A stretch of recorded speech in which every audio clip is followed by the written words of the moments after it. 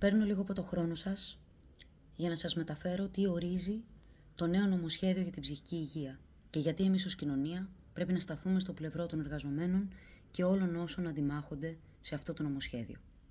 Το νέο νομοσχέδιο για την ψυχική υγεία ορίζει την κατάργηση των δύο μεγαλύτερων δημόσιων ψυχιατρίων, του Δαφνή και του Δημόσιου Ψυχιατρίου Θεσσαλονίκης.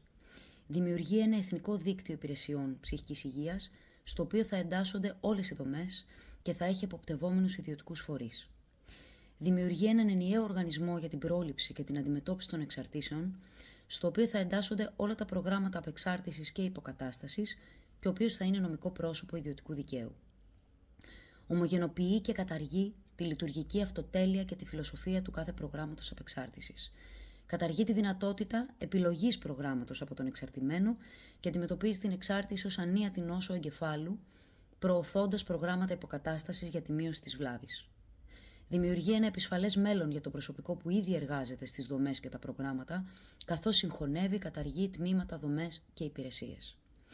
Φυσικά, δίνει το πράσινο φως για τη δημιουργία ιδιωτικών δομών ψυχικής υγείας και απεξάρτησης για να καλυφθούν τα κενά που θα υπάρξουν στο δημόσιο τομέα.